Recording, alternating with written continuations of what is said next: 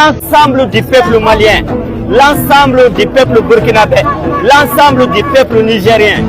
Les trois autorités de ces pays-là ont qualifié l'Algérie d'un État criminel, un État voyou, un paria, un couvert international qui soutient le terrorisme international dans le Sahel.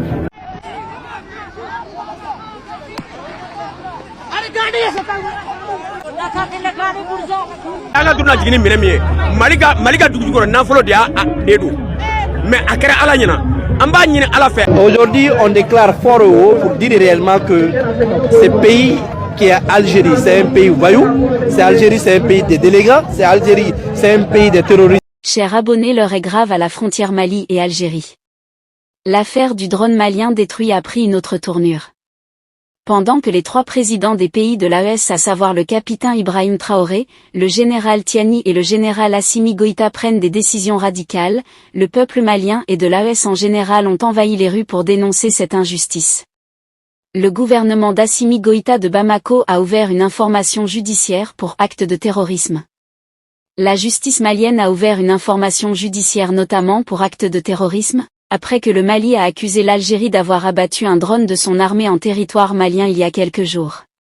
Le procureur de la République du pôle judiciaire spécialisé de lutte contre le terrorisme et le crime transnational organisé a annoncé avoir ouvert cette information judiciaire pour des faits d'association de malfaiteurs, d'actes de terrorisme, de financement du terrorisme, de détention illégale d'armes et de munitions, et de complicité, selon un communiqué du tribunal daté de mercredi. Cette information judiciaire a été ouverte suite à l'annonce par le gouvernement de transition et le collège des chefs d'État de la Confédération des États du Sahel, AES, de la destruction d'un drone de l'armée malienne dans la nuit du 31 mars au 1er avril à Tinzaouaten, dans la région de Kidal, selon le communiqué. Depuis le 1er avril, le Mali accuse Alger d'avoir abattu un drone de son armée sur son propre territoire, ce qui constituerait une violation de son espace aérien. L'Algérie a rejeté ces graves accusations, portées par le Mali.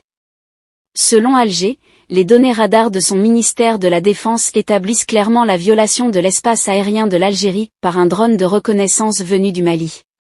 Selon Bamako, une enquête a conclu avec une certitude absolue que le drone a été détruit à la suite d'une action hostile préméditée du régime algérien. Les relations entre les deux pays se sont depuis rapidement détériorées. Le Mali et ses alliés du Niger et du Burkina Faso ont annoncé le 6 avril le rappel de leurs ambassadeurs respectifs en Algérie, qui a aussi annoncé le rappel de ses ambassadeurs au Mali et au Niger. Parallèlement, chaque pays a fermé lundi son espace aérien à l'autre. En outre, le Mali indique avoir officiellement informé lundi le Conseil de sécurité de l'ONU de cet incident via une lettre. Nous n'avons pas sollicité une réunion du Conseil de sécurité, ni déposé de plainte. Ce pourraient être les étapes prochaines, en fonction de l'accueil de notre information et de l'évolution du dossier, a déclaré jeudi à AFP un conseiller du ministre malien des Affaires étrangères, qui s'exprimait sous couvert d'anonymat. Un nouvel appel à un rassemblement de protestation contre l'Algérie a été lancé pour samedi à Bamako, à l'initiative du Conseil national de la jeunesse du Mali, qui appelle à une mobilisation générale pour dénoncer l'acte de l'Algérie. Un appel à une « marche pour la souveraineté de l'Afrique » a également été lancé pour samedi à Paris pour dire non à l'agression de l'Algérie et à la guerre par procuration des Occidentaux dans le Sahel, Confédération de l'AES, selon le slogan de cet appel. Du moins le Mali et l'AES restent vigilants et se préparent en conséquence. À Bamako, capitale du Mali, les choses sarcellent. Des renforts militaires, russes, turcs mais aussi venus du Burkina Faso et du Niger, les deux alliés de l'AES viennent en quelque sorte d'être annoncés dans la capitale. Une démonstration de force mais aussi un signal clair lancé à l'Algérie. Le Mali n'est pas seul. Alors assiste-t-on à une militarisation régionale sans précédent? Est-ce le début d'un nouvel axe stratégique entre l'AES, Moscou et Ankara? En réaction aux menaces algériennes, l'AES a non seulement renforcé sa présence aux frontières, mais vient désormais de faire appel à ses partenaires stratégiques pour sécuriser Bamako et toute la sous-région, centre politique et militaire de l'Alliance des États du Sahel. Des sources locales et diplomatiques confirment que des unités spécialisées russes, probablement liées au groupe Wagner ou à une nouvelle structure officielle, sont arrivées directement du côté de Bamako. De leur côté, les Turcs auraient fourni des équipements de surveillance, des drones et une assistance logistique. Quant au Burkina Faso et au Niger, ils ont déployé des forces spéciales pour prêter main forte à l'armée malienne. L'objectif ici est de protéger Bamako et tout le Mali contre toute tentative de déstabilisation extérieure, car les tensions actuelles veulent certainement déboucher à une déstabilisation du pays ou alors du régime en place. Ce déploiement s'inscrit dans une recomposition accélérée des alliances en Afrique. Face à une Algérie traditionnellement proche des puissances occidentales et agissant comme poids lourd au Maghreb, l'AES se tourne désormais vers des partenaires alternatifs tels que la Russie, la Turquie et même l'Iran ou alors la Chine en coulisses. Il s'agit pour le pays du Sahel de sortir de la dépendance historique à la France ou aux anciennes puissances coloniales, et d'affirmer une nouvelle souveraineté militaire et diplomatique. Mais ce réalignement n'est pas sans conséquences. Il accentue les tensions avec l'Afrique algérienne qui voit d'un crâne ouvert l'installation des forces étrangères proches sur ses frontières du sud. Avec cette montée en puissance, le spectre d'un affrontement indirect entre blocs se précise. L'Algérie, dotée d'une armée superpuissante du côté de l'Afrique et bien équipée, pourrait réagir à ce déploiement en renforçant elle aussi sa présence au sud.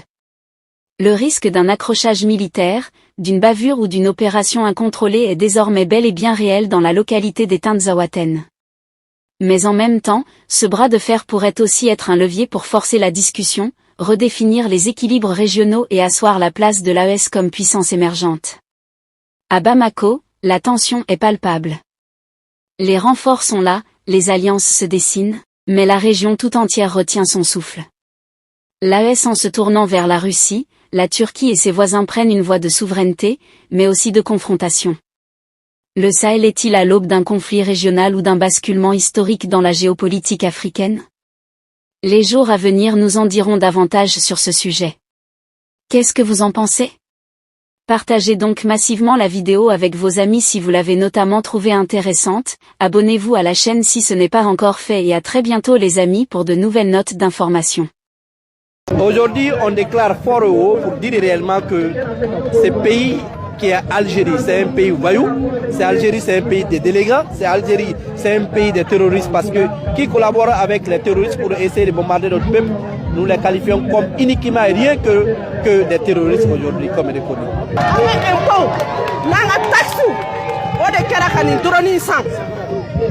Mali fanga munu bebi fanga e wati de ala ba kalfa mogo min kadaye nunu beta ka droni manga ta parce que anga na folo de tonala Mali on kana ni e ko ni kuluka mogo soutenir ni de non ni anga na folo de tiena donc on prend le monde entier en témoin. L'Algérie soutient les terroristes.